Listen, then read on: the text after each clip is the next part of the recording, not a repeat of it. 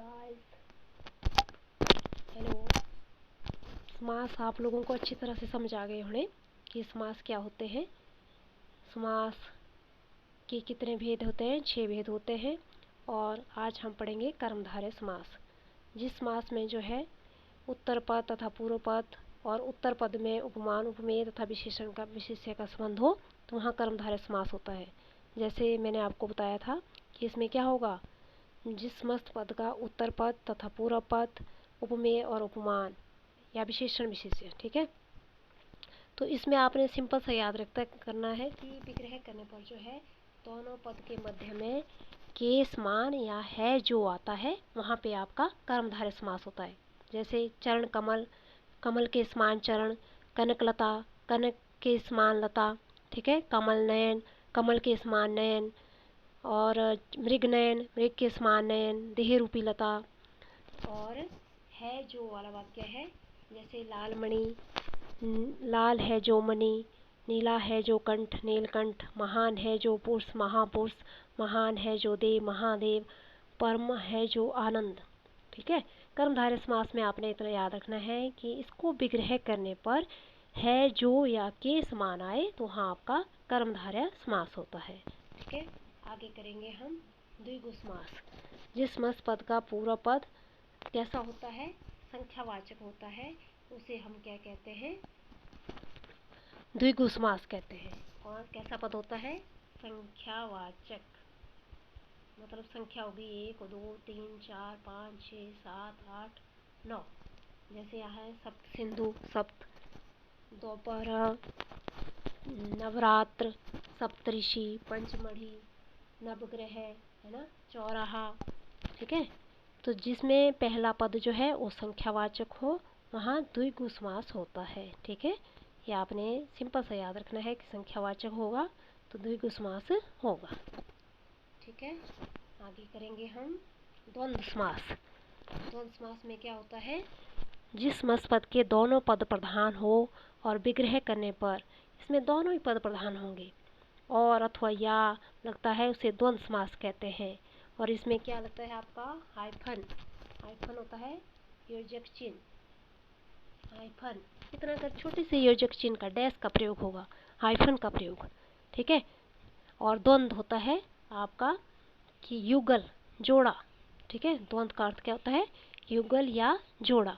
लेकिन आपने सिंपल क्या याद रखना है, जैसे लाभ और हानि दोनों में द्वंद्व होता है, ठीक है।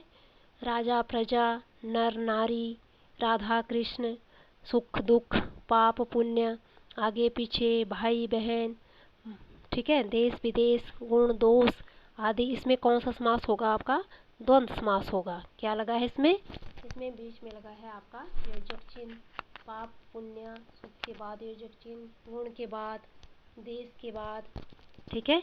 तो ये आपने याद रखना है, जिसमें हाइफन लगा हो या बीच में छोटा सा योजक चिन्ह लगा हो वो आपका कौन सा होता है? द्वंद्व समास होता है, ठीक है।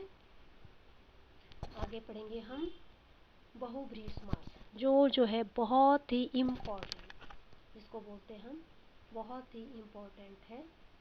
मैक्सिमम जो है ये समास जो है वो पूछा ही जाता है, ठीक है। जिस समस्त पद में कोई पद प्रधान नहीं होता बल्कि दोनों पद मिलकर के किसी तीसरे पद की ओर संकेत करते हैं उसे बहुव्रीहि समास कहते हैं। जैसे नीलकंठ, नीला है कंठ जिसका, कर्मधारय में हमने पढ़ा था नीला है जो कंठ। मैंने आपको बताया कि समास का पता हम कब लगाते हैं? जब उसको विग्रह करते हैं। तो जब हमने विग्रह किया तो क्या हो जाएगा? नीला है कंठ जिसका। अब विशेष अर्थ बता रहा है कि किसका होता है नीला कंठ? शिव का, ठीक है। तो शिव की ओर संकेत किया है तो ये क्या है? बहुव्रीहि समास है। लंबोदर, लंबा है उदर जिसका, किसका होता है? गणेश भगवान का। मतलब आपने याद रखना है कि जिसमें भगवान के नाम आ जाए, एकदंत, है ना, या फिर लंबोदर, पीताम्बर, नीलकंठ, दशानन। अब सिंपल सामान्य आदमी के ऐसे जो हम सभी है ना, तो हमारे 10 मुख तो नहीं हो सकते, 4 हाथ तो नहीं हो सकते, ठीक है। जब विशेष अर्थ प्रकट किया जाए वहाँ पे आपका बहुव्रीहि समास होगा, ठीक है। तो जैसे 10 है आनंद जिसके, इसके होते हैं आनंद होता है मुख, किसके मुख होते हैं 10? रावण के। चक्कर है पानी में जिसके, विष्णु भगवान। महावीर, महान है वीर जो, कौन है महान? हनुमान जी। चतुर्भुज, 4 है भुजाएं जिसकी, प्रधानमंत्री, मंत्रियों में प्रधान है जो, ठीक है। और घनश्याम, घन के समान श्याम है जो, कौन है वो? घन के समान श्याम कौन है?